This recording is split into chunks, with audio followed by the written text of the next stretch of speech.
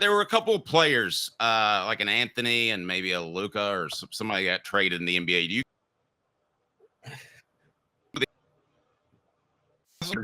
Uh-oh, Dave, you kind of came in and out real quick. Now? Yeah, can you say what you were saying? Yes. Okay. So hot or cold trades, if that ever happened, or could happen in college football. But the big trade in the NBA was who? I know you're a big NBA guy. Yes, Anthony Davis got traded to the Mavericks for Luka Doncic, and there were a bunch of other small players. And Dalton Connect, by the way, was almost part of that trade. Was almost part of that package deal, but he ended up not being part of it. Yeah, that wouldn't have been good. Okay, so as far as what players you would trade, are we going to agree? And the best player, right? Are you saying are we going to agree that Nico Iamaleava is the most important? Well, most best. Is he the best player that Tennessee has on its roster? Because Anthony Davis probably was the best now that LeBron's 120 years old. And Luka was as well. So let me ask you this. Is Nico that guy? Could he be a Herschel Walker for you if there was trading in college football? See, I would say, and I know you think I'm crazy because he didn't get a lot of that. He didn't show this last year, but I think it was more because he just didn't get enough touches. But I would say if he gets his full potential, Mike Matthews is the best player to his position on Tennessee. I still think Mike Matthews has a rare talent at receiver. He wasn't able to showcase it last year. I agree. So let's have a little fun here. Hot or cold? I'm going to give you some names of guys that are out there. Now, he's not in the SEC anymore. That would be a tough one to turn down, I think, if you're Tennessee. And I like Nico a lot, but Beck's done more in his career, more experience. But experience, stop talking about Nico. So cold, Caleb. I'm going to save the best for Ryan Williams. I wouldn't trade for a quarterback for compensatory picks down the line. Yeah, there's nobody I'd really trade for. Like, I wouldn't trade for Ryan Williams. For the record, what people are missing, because they were like, look at what Ryan Williams or Jeremiah Smith did in these other systems. The truth is, they wouldn't have done that in Tennessee's system as a freshman because of what Tennessee's system requires of receivers. So I wouldn't trade for Ryan Williams because I think Tennessee's actually got better receivers. It's just there is adjustment period in this offense that doesn't. It was about the system more than it was Mike Matthews versus Ryan Williams, for instance. Yeah. I wouldn't trade an above average quarterback for Jerry Rice or Randy Moss. I just think that you've got your quarterback, you know who it is, there's stability there. So that's cold. So you're cold on that, you would not trade for him. Yes, I'm cold on that. Hot or cold? Cold. I'm never trading for a running back. Ever. All right, so we're having trouble finding one, and you and I have been we've been critical, haven't we? But we're having trouble finding one. I got one though that is a slam dunk. All right, Whit Weeks. Really did some research on these. Well, Whit Weeks was a first-team All-SEC linebacker out of LSU last year. I'm gonna go here. Yeah. I think Tennessee needs some linebacker help, and I think you can replace Nico with George McIntyre plus upgrade at linebacker. And also, if you get some compensatory picks, like you say, like Whit Weeks plus, like, I don't know, 3 5-star recruits that LSU signs next year or something like that. I mean, like, I would actually do that trade. I'm not going to lie to you. I would trade for an all-SEC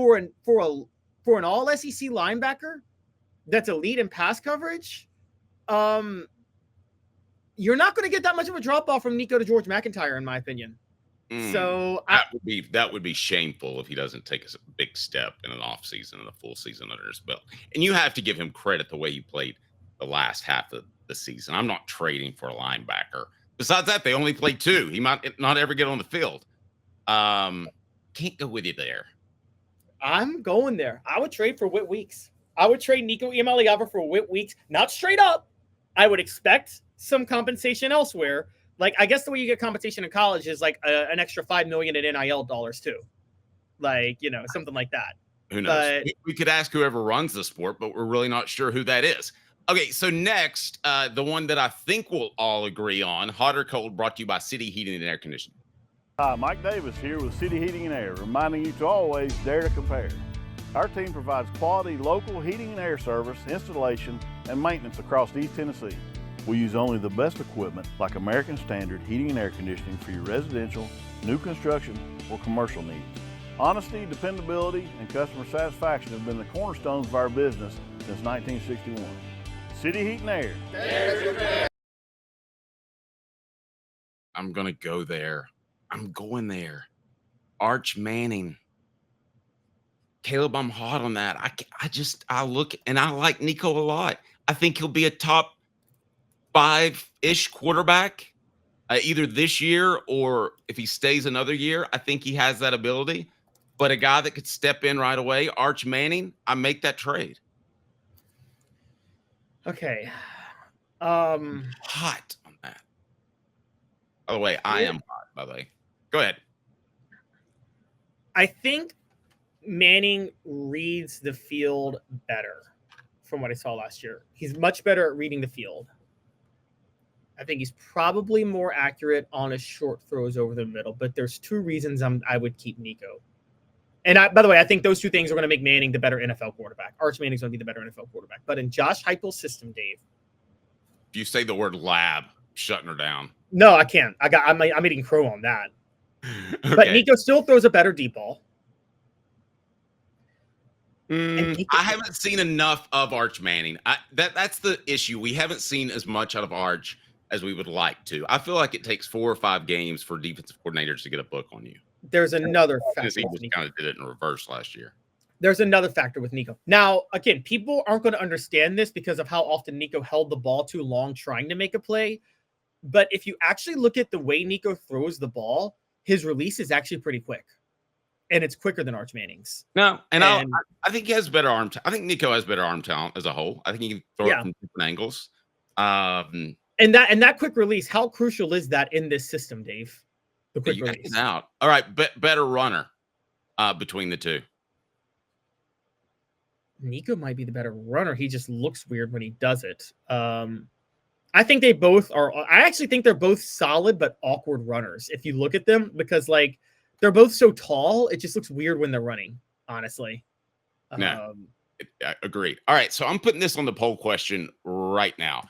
Would you trade Nico for Arch Manning? Do you think we'll ever get to the day where there actually is trading? Because I never thought we'd be where we are now. No, I didn't either. We might. I mean, and honestly, it might just be something. It might be like a simple agreement of like, hey, you cut this player's NIL money so we can take him, and we'll cut this player's NIL money so you can take him. Okay. Like, I mean, this is not crazy, guys.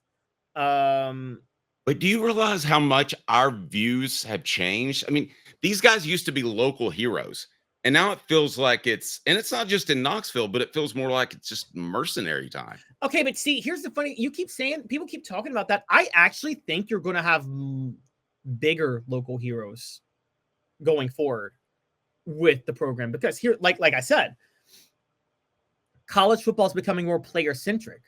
So at the end of the day, Dave, you talk about local heroes. Let's talk about all the heroes at Alabama during the Nick Saban era. All those stars, Mark Ingram, Derrick Henry, Mac Jones, Devontae Smith. At the end of the day, none of them outshine Nick Saban, right? Great. Nowadays, if that same dynasty happened today, those players would outshine Nick Saban. The players are going to start outshining the coaches because the players matter more now, particularly when there's so much parity in the sport. How close are we to seeing a player make more money than the coach that's coaching him? I mean, it happens all the time in the pros. Could we see that one day? Yes, I would be doing that right now if I were a school. I would be spending more on players. I mean, well, wait, I guess Nico already does. We know he's making at least $2 million. Yeah, I don't think he's making more than Josh Heupel, though. Well, not Heupel. I was just talking about if you want to go Halsley. Yes. Oh, he's definitely making more than assistants. No, I'm going out. I would be paying my players more than Josh Heupel, my star players. Honestly, that's all this money from. I would not be hiring coaches for $10 million. I'm dead serious on this. I've been saying this from the start. There is a Moneyball era coming to college football. There is a program. I don't know who, I don't know how, I don't know when, I don't know where. There will be a program, Dave, that will realize if we cheap out on our head coaching hire, just go really cheap and use all that money to buy players, then that coach can go win a national title. I mean, I'd give like, okay, you're UCF. I'd give Ed Orgeron a call. Hey, want to come coach UCF for $1 million? And then I'd take the other $7 million and buy players with it. Wait, did we just miss something? Would you hire Ed Orgeron to be your defensive line and special teams? Really, that's always a no, because Ed Orgeron would demand. Ed Orgeron would not come to Knoxville for anything more than a certain amount of money because he's sitting on a good bit of money right now that LSU paid him to, hang out with 20-year-old girls in Destin. Ed Orgeron ain't leaving that, okay? Well, but you know how some of these guys are, how they're wired. They don't feel like they're useful in the world if they're not able to yell at an 18, 19-year-old kid. Ed Orgeron doesn't care. He said it. He's like, I was a coach for 6 years. I'm good. He got his national championship, and he's like, I'm out.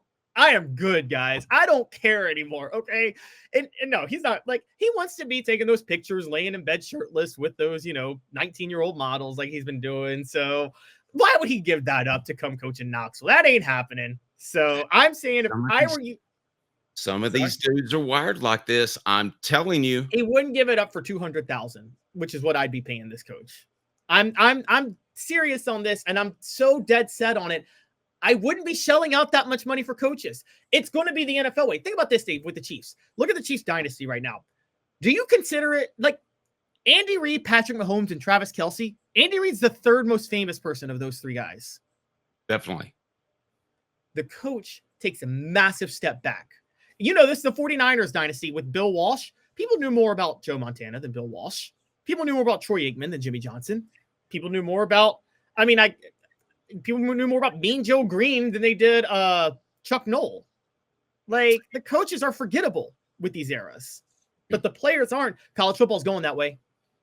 All right, give us a rundown because I want to share a couple of these comments, if I may, and definitely want to get to Timothy as he supports Quincy Calhoun's college fund, who is 8 months old today.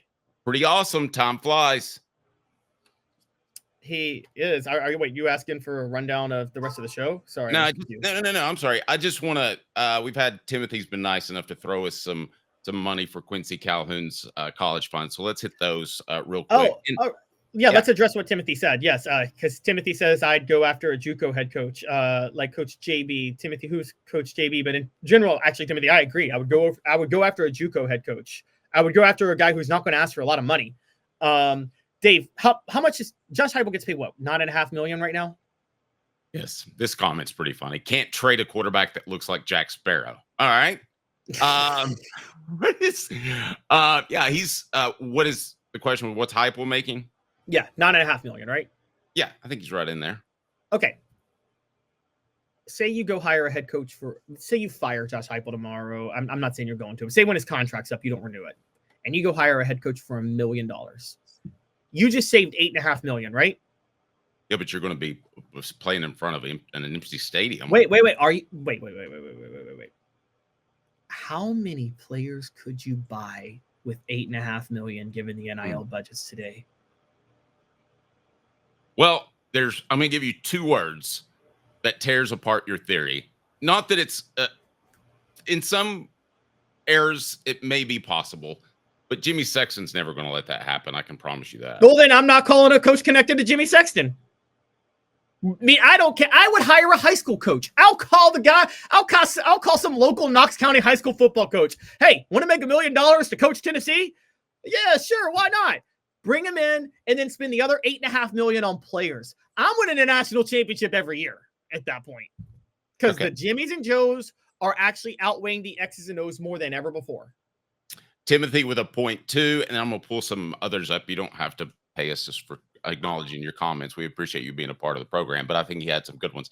Timothy says, I don't think Heupel teaches his quarterback to read defenses like Cutcliffe or the Mannings. That's absolutely true. That's why Arch didn't give Tennessee much of a look. Now, you can win in different ways. I'm not I don't want that to sound disparaging towards Josh Heupel, but they wanted their son, and I say the Mannings, they wanted their son to get ready for the NFL. They wanted him to be able to read defenses. He's just not asked to do that. And Josh Heupel.